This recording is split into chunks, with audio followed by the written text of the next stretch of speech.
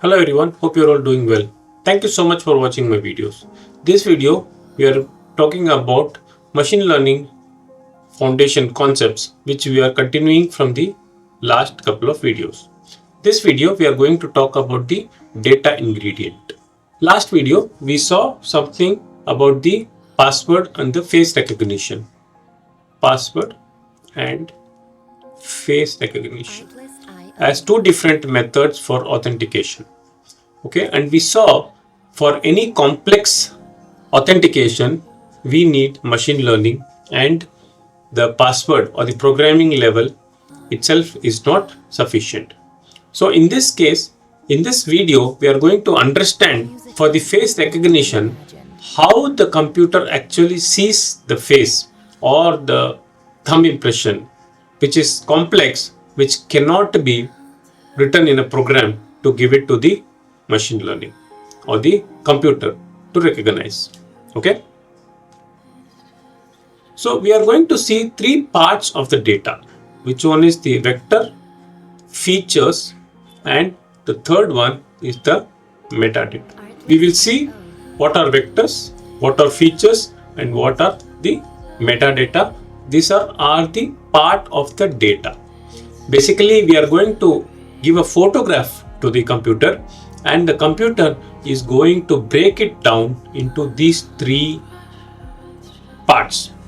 Or if you give any table or if you give any kind of data, the computer will break it into these three parts to understand or assimilate the data and create its own model to ensure the output is as per our requirement.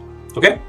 First one, the ingredients. For the machine learning or the machine learning algorithm or the machine learning model to actually recognize a face, it needs three items. One, the data, which we are going to discuss in this video. Second, the model.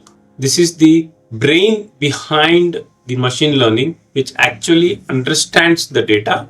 And third is the algorithm, the process by which it is going to recognize the data which we have provided. So there are three parts to it. In this video, we are going to talk about only the first part, which is the ingredients. It is very, very well known that, if you have better ingredients, you will have a better meals. Okay, so these three parts is very, very prerequisite to get a proper output for our machine learning algorithms. The vector. This is one of the most important item on our list where it is required for understanding of the data. For example, if we can take the above example where we have a table which has number of rooms, area, and distance from the city center. Okay, this is what is the table which we are going to give it to the machine learning. Okay, so this is basically the data. Okay, we are going to say the flat has 4 rooms, the area is 1500 square feet, and the distance is 500 meters from the city center, and this is the price, X is the price.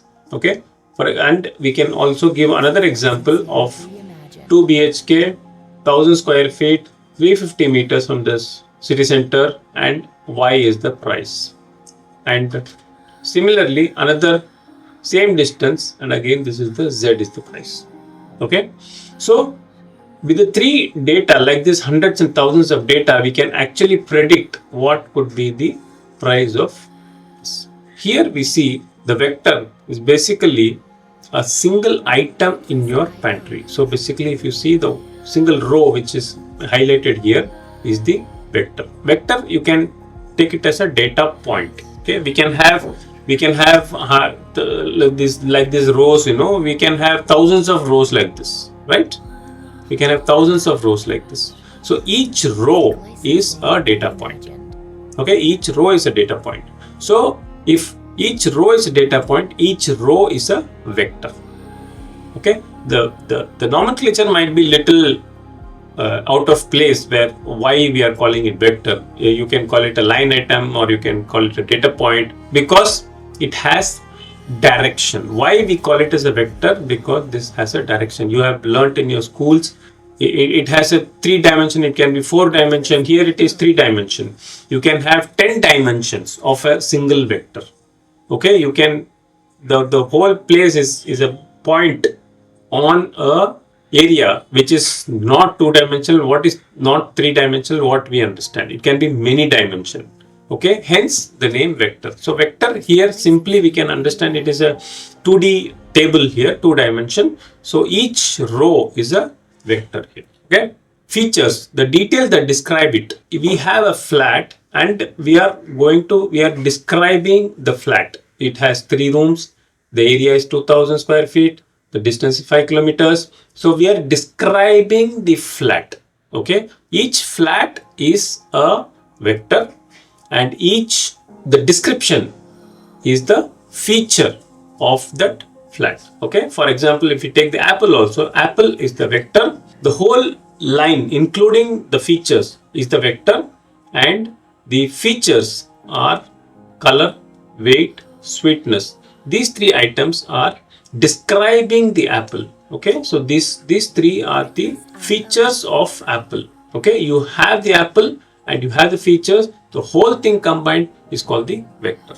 The machine sees 3 2005. Okay, it doesn't bother about 3, what is 3, what is 2000, what is 5. It is not bothered. Okay, what it is interested is, you are given a number, you are given a list which is 3 2005. This is what it matters. Only thing is, it has to be in the same order. All the data what you give should be in the same order.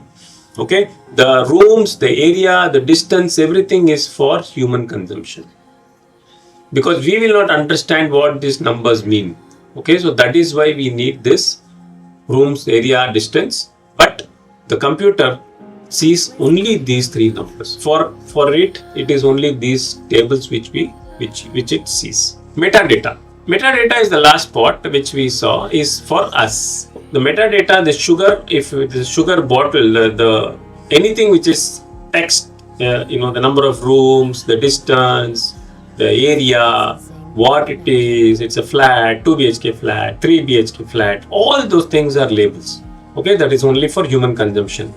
The numbers is what is the machine learning or computer interested in. Okay, that is the data. It is not interested in the description of the data. The label on the jar, salt and sugar, that is the metadata. The data is the actual content inside.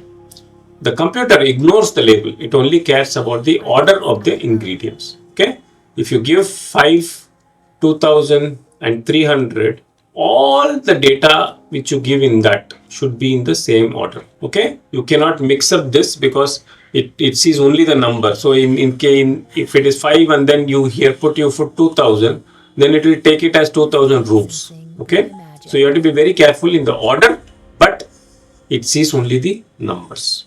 Random ingredients like wall color may not help the price. The features what we are talking about, the features where the number of rooms, the distance and the area. If you add a wall color, that will not be very helpful while we are trying to find out the price. We are giving this data for doing what? What is the main purpose of this? We are going to find the price of the flat.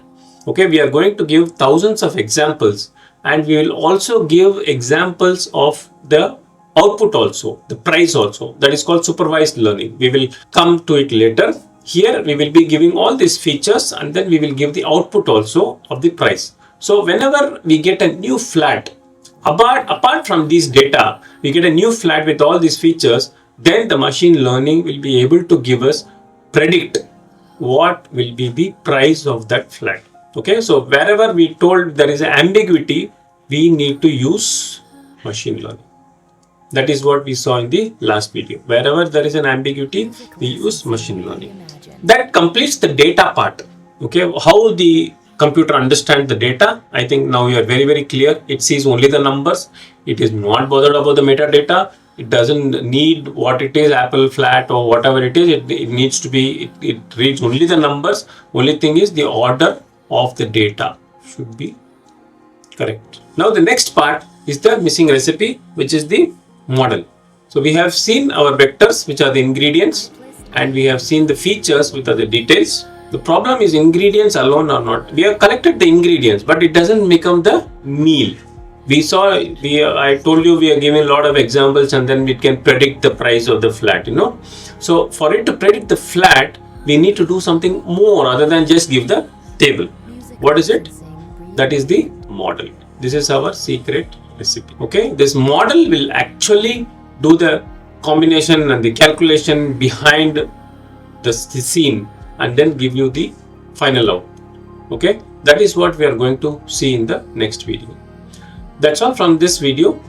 Hope you have learned what is the data and how the computer or the machine sees the data in its own world, and we will see you in the next video. Thank you so much. Take care. Bye bye.